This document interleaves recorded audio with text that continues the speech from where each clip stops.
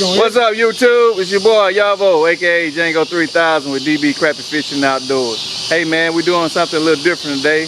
We're having a round table discussion with them boys, man. And I got here with me today the great and fabulous I. What's up, I? You wanna be me? Professor, say what's up, bro. What's happening? Y'all know this guy right here. Big Mitch. What's up, y'all? Ty. Well, today we're having a round table discussion, and we're gonna table some of the questions we've been getting in the comments on some of our videos. Primarily, you know, we want to understand why people are not catching crappie in the summertime. So my first question on the table is, Professor, Talk to me. why aren't they catching fish in summertime, man? Well, I'm gonna tell you the misconception of fishing for crappie in the summertime. A lot of people get caught up in, well, if it's hot, fish ain't bite, you know. A lot of people they get confused about how deep to fish, how shallow to fish, what time of the day to fish. Is the water moving? Is the dam open? Are they pulling water? You got all different variants. But what I'm going to tell you is, I'm going to tell you the best luck I have during the summertime. Number one, whatever you do, you want to try to find structure. Okay, explain what structure is. Well, structure can be a number of things the way we look at it.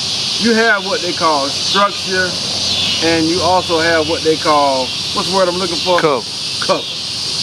And structure, what I always look at structure as being is any type of, I don't want to say foreign object in the water because it's not foreign, but if you have knocked over trees, rocks, things of that nature, then you can have structure. And what you try to do is, summertime, one thing about the summertime with crappie, their eyesight is much greater than it is in the wintertime. The warmer the water, the better their eyesight. So you can use vibrant colors if you're gonna go with jigs. They mainly feed on sight in the summertime compared to smell. So you don't have to be as exact in the summertime as you do when the water is much cooler. So you can kind of pinpoint sections. But one thing about the summertime, almost like the dead of winter, if you can find them, you can catch them. But how do they find them? Because they're telling me they can't find crappie. They can't catch them. Well, they say they watching the videos, and the video showing us catching all these fish in a hurry. They say they may catch one, maybe two crappie. Right. They say they doing everything that we doing. Well, that can't be possible. Can't be possible. Number one, and we all don't have top technology. We all don't have the top of the line fish. Hold on 1 second, Professor. Hey, I'm gonna get right back with you guys. Let me change this battery right quick. We're gonna get some good commentary. We're gonna be right back. Tell them we're gonna be right back, Professor. Right back, YouTube. YouTube, we back. Them boys crappie fishing and outdoors. Well, when we left you, we was talking about structure. You know, first of all, let me apologize. We got a fan in the back running. We out here in the deep south. We got mosquitoes that's one of our ways of keeping them away. Some of you guys, I'm sure you understand. So, but I think the sound is pretty clear. I believe you'll be able to hear us. But nonetheless, we're going to get back on the topic of structure and what type of structure we like to fish. Structure, cover. You know, we got many different ways to explain it, but we'll just put it all together. Structure, cover, hey. When it's all said and done, it's pretty much the same thing. But the type of structure I like to find underwater. This for summertime, right? This is for summertime. Also, for wintertime, for any time. But specifically for summertime, I'm looking for anywhere between 20 and 30 feet of water. That's why I'm trying to fish it. Now, the structure may come up from bottom to top, all the way up 20 feet. In other words, from the surface to the top of that structure might be 10 feet, might be 12 feet. But what I try to do is find structure, because that's where the crappie like to hold in the summertime. What kind though?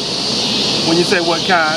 I mean, what specific? Because the question the guy asked was, Now, this is gonna be a hard question for you because it's kind of no-brainer. We'll give it. But it's like they're fishing the same thing we're fishing. Correct. You know, by my understanding, say we're doing the exact same thing you're doing. Right. That can't be true, right? Can't be true. So, what exactly is the structure that they need to find in order to catch? Not just say catch a crappie. Right. Limit out. Limit out.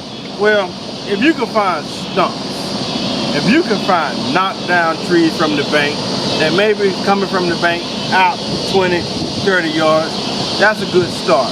But also, find structure that's located in the proximity of the creek channel. If you find that creek channel in the summertime, I guarantee you are on the right track. Well, why is the creek channel important? Well, it provides cooler water because it's always moving. You know, most reservoirs, well, all reservoirs start from a creek. What happens is it's a natural creek that runs through an area, and what they do, they build a dam and they dig out, and that allows the water to fill up that area. But that natural creek pattern will always stay the same. So if you're able to locate that creek channel and get in proximity of it, if you can find the twists and the turns in the creek channel, you're even doing yourself a better job. But if you combine structure along with that creek channel in the summertime, wow. Okay, let me ask you this. A lot of our videos, summertime videos, we're not on structure, but we still catching fish. Right. Why are we not on structure?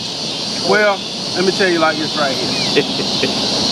Find the bait, find the fish. So what you're trying to say is, you're not looking for structure primarily. Right. You're looking for what? Looking for bait fish. So if you find bait fish, regardless if there's structure there or not, what are you doing? When you find bait fish, the crappie is gonna be there or they coming. That's automatic. They gotta eat. They gotta eat. They gotta eat. So that's a great start. If you can find a shad, or it depends on what particular area you are in the country, shad, minnows, threadfin, even small bass or whatever. If you can find a group of bait fish, my goodness, you will find the crappie. Well, let me ask Big Mitch this. Big Mitch, I undoubtedly you agree with Professor, right? I do agree with the professor. So why do you, in the summertime, prefer night fishing, you know, as opposed to daytime fishing? Summertime, you got the flow, bro. All right, I like night fishing better than daytime fishing for one, because they don't call me Big Mitch for no reason. I'm Big Mitch because I'm obese. So with me being obese, I want to go out there when it's cooler. It's cooler at night, and it's, to me, night fishing is cool at night. In the way we have our boat set up, we have our lights, and we don't use the long lights. We use the regular spotlights, and we shine down on a concentrated area for the fish to pull our bait fish in. And then so once you pull your bait fish in it, then when you drop that line, when we tight lining, right on the outskirts or right in the middle of it, right in the middle of your light, you concentrating your light. So you're concentrating it rather than having a broad spectrum on your light. Big Mitch, I hate to cut you off, but let me jump in. Big Mitch brought up a valid point. I don't even know why I didn't think of it. But of course at night you gotta have your light. No activity. No activity. You don't have all the other activity out there at night as well. Back to the professor. So what happens when you bring in that light, the first thing that's attracted to the light are small plankton, zooplankton, what they call it. The zooplankton, they come in, and we can't see it with the naked eye. We can't. Unless they clump up, then you can see it now, good. If they clump up, you'll see activity in the water. It'll look cloudy. It'll look cloudy. But what happens is the zooplankton come in. Shortly thereafter, the bait fish come in, and then, bingo, there go the crappie. Soccer lay time. That's with or without. With or without. With or without. YouTube, we back. You know, the battery went out on us. We had to charge it up a little bit. Tell them, man, it's an impromptu meeting. I didn't charge the cameras up. Nothing was planned. You know, Django, he just so happened to have the video camera in the truck, so he just brought it out, and we felt like we were just brainstorm and go off the top of the head, what y'all young y'all like to call freestyling. There it We is. just felt like we was gonna freestyle tonight. We was talking about lights, the structure. Yeah. Basically talking about the food chain. I think that's what we left off at. But elaborate back. You know, just go back to that. You know, a lot of guys don't understand when you nighttime fishing, Right. you're doing it for a specific reason. Right. Because the bite in the daytime, you got to actually make them bite. Make them bite. But when you nighttime fish, you're drawing them in to something that they already want, right? Which is the bait fish. Exactly. The bait fish, you using the bait fish to draw in the target fish, right? Right. Okay, Hence bait fish. bait fish. Now you go from there. Explain them exactly what they do. What do they need to do? Because the guy told me, say, hey, I'm doing exactly like you guys, Right. but I'm not catching any fish. Well, I'm gonna tell you another thing too. Another key fishing in the summertime is the depth. You know, it's the depth of the water you in, and also the depth Why? of the fish. See, crappie eyes sit on top of their head, so they always feed up. So if you spot crappie at 10 feet and you fishing at 11 feet, you can pretty much forget about it. They don't go down to eat. They come up. Let me ask you this. If you see one crappie on the scope, is it just one crappie down Jonte? Rarely. If you see one, I guarantee it's hundreds more. It's hundreds. Not even 100, is it like 1,000 of them jokers there? It's fish galore. Because crappie travel in groups, what we like to call schools. They're always together.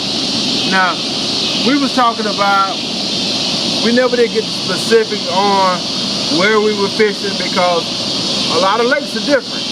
You know, we could go to Oconee, get on the spot, weigh those fish out. We can go to Tobo, and that's a place where you got to fish for those fish. There you go. That's a hard lake to fish. But I got news for y'all. Some of you guys are in Macon or the Middle Georgia area and you fish Tobo and you have a hard time. But I got somebody I want you to talk to. I got somebody who knows Tobo like back his hand. You didn't meet him earlier, but he is here. Crappie Hawk, step on up, man. Just talk about the fishing, Crappie Hawk. Oh, he's a little camera shy, but hey, he coming on in, believe me. He's also our #1 hunter in the group. You know, I know we talk a lot about fishing, but we are DB crappie fishing and outdoors. And outdoors can be a Oh, that's coming up fast approaching, right? fast approaching. We're gonna have some hunting videos. We're gonna have some golfing videos. We're gonna have even some simple things around the house, you know, because we got guys who do our group is compiled of guys who do so many different things. Blue ribbon cookers. I mean, all of that. Oh man, say it again. Blue ribbon cookers. Man, ain't nothing more outdoor than cooking outdoors. We have a plethora of talent in this club. Honestly, we have a plethora of talent in this club with these guys. Hey man, tell them about those elk burgers. Oh, were you there? Yeah, you know I ate the elk Oh, burgers. yeah, tell them about it. Oh, Hey, elk burgers, Oh, that elk meat. Tell them all that soon to come up, right? All that soon to come up. Elk meat. To tell you some of the stuff that we done did, elk meat. Django 3000 introduced me to gar meat. And if y'all don't believe this right here, gar meat, it has a distinct texture. It chews like a pork chop. Taste like one. I make it taste like one. He make it taste so good. I'm like, I really didn't want to eat the garfish at first. I was a little hesitant about eating the gar meat. But when he said his daughter ate some, his son ate some, I said if Django gonna feed it to his family, it's okay for me. And I'm not even saying it because he's my club member.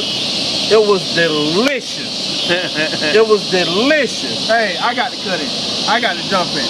Hey, they talking about that garfish. And hey, I trust Big Mitch. If he said it was delicious, It was delicious. I'm sure it was. But I got to get back on that thing he was talking about earlier and he really didn't give it justice. Man, those elk burgers we had, They were delicious. They were delicious, Crappie Hawk. but I got something to tell you.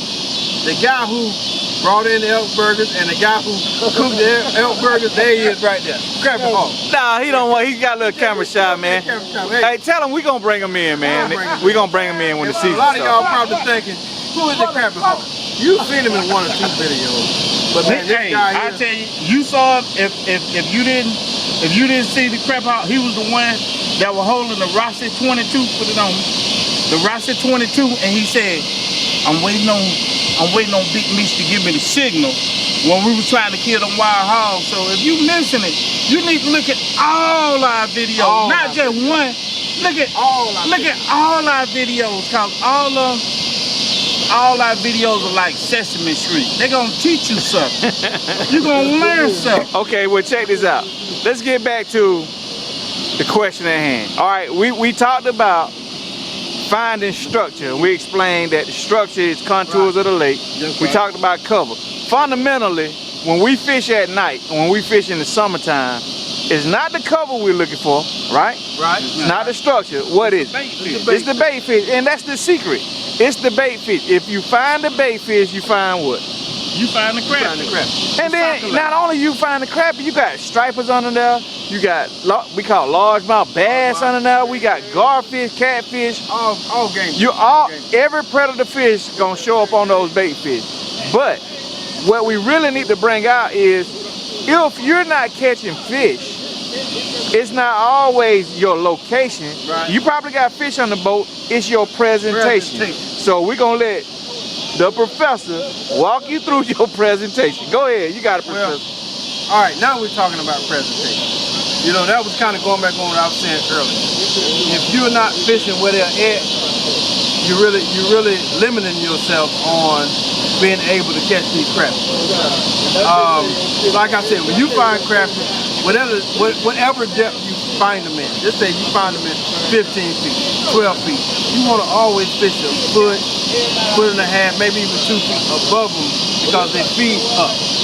They feed up. So you got to control your depth. And when you're fishing at night, you're basically fishing down. You're basically putting out your rod and your line to fish straight down. So one of the key ways to do that is with heavier weight. You know, don't, honestly speaking, there's never anything, I'll say it like this. You never can really go too heavy. As long as that weight is not pulling your rod down in the water, then you're good. But if you see that your line is moving off with the current or the wind is pushing your line, just add another split shot or two. Or if you use what we use, we like to use half-ounce weight, 3/4 ounce weight. Just beef up your tackle, you know. And what about line weight though? What about the line weight? Well, rule of thumb, if you fish the crappie, the magic line weight that you really don't have to worry about is 6 pound test. Hold up, let me get a verification on that. Go ahead. 6 pound test, string. Why you recommend string? When I was a little boy, 60 years ago, string always been there. So you basically saying string has accountability. You can count on string. You better believe it. Okay, back to you. Well, the eye talked about string, which is a great line, been around forever. But for some guys like me who have trouble seeing, I like to go with the high viz line, which could be Mr. Crappie, Bass Pro. You have several different types of high viz line, but they're like neon yellow, something that brightens up with the light and you can kind of see your movement better. But line, it's a preference, and you go through different lines, and whatever you feel best with, I say that's what you go with. I think that's the best bet. Go with what you feel most comfortable with, and don't be afraid to try different line presentations on different rods. You might have 4 rods out, 2 with high viz, 2 with string, 2 with fluorocarbon, 2 with braid. You know, try different things until you get something you feel comfortable with. Well, not more than comfortable if you get a fish. You know, if you catch a fish at a certain depth, you're not gonna change that depth, right? Oh, you're not gonna change that depth. You're gonna bring everything down to that depth. You know what I'm saying? That's how you weed them out. Same way you can put different lines on different rods, you can go different depths on different rods. And I recommend for whatever rod you got, if you got 4 rods, I say if you start at 12 feet, put one at 12, put one at 11, one at 10, one at 9. And whatever you start getting the most bites on, hey, change all your lines to that depth. And I guarantee you'll catch more fish. And don't give up. You know, we all have those nights when we go out. Hey man, we might go out on Monday and we limit out. Go back Tuesday, we might catch half of that. You know, you have those nights. I mean, we don't have those nights often, but you have those nights, especially when you're just starting out. And you know, but don't be afraid to try different things. You know, if you're going out there fishing and you're doing the same thing over and over again, and you don't like the results you're getting, hey, come on, man, let's change. Let's switch it up. I'm finna throw a trick question out there to you. Go ahead. Okay, say a guy does not have electronics, right? Right. But he want to find cover in the water. There's no way possible that he can know covers in the water. Do you know any secrets that can help this guy find cover or possible cover in the water? No doubt, no doubt. All right, what's the secret? Same way I used to do it before I had electronics. I mean, we don't have the visible aspect right now, and we're gonna make a video on that, but you can take a heavier weight, put it on the bottom, and you can actually take that rod and feel for cover. You can lower that rod down, and when you feel it bumping something, hey man, you know you're not on the bottom, but you're bumping something. That's cover right there. So you kind of get a feel of where you're at. You know, it's different ways you can pull out your line. And like I said, we'll get to that too. You know, I got another secret. go ahead.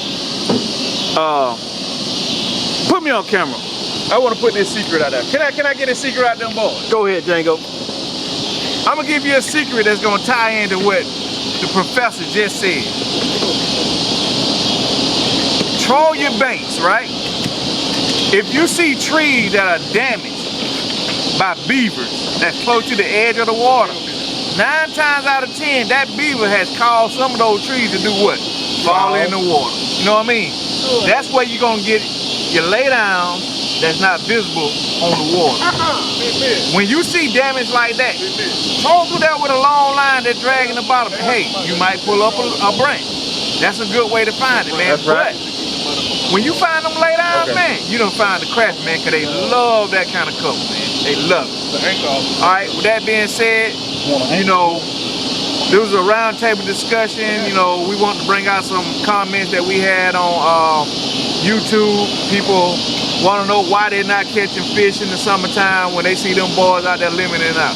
You know, just like the professor brought out, it's your location, number one.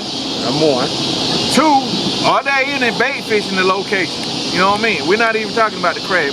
We're talking about the bait fish. Okay, if there's bait fish, you're still not catching fish, it's your presentation, man. You know, you got to be as invisible. Hey, put the camera on my cuz. This man put the rod in my hand. He taught me a long time ago. You got to be what? Move your phone down. In what? Give a man a fish. Drop your phone down now. You feed him for a day.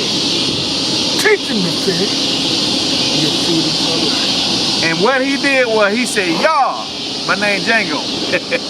You got to be invisible.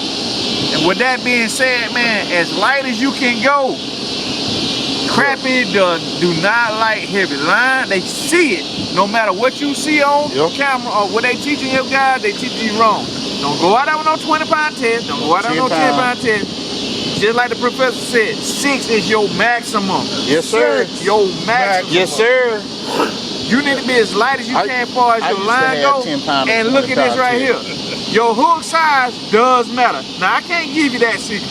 So we're giving y'all too much as it is. But your hook size does matter. With that being said, DB Crappie Fishing and Outdoors, Django.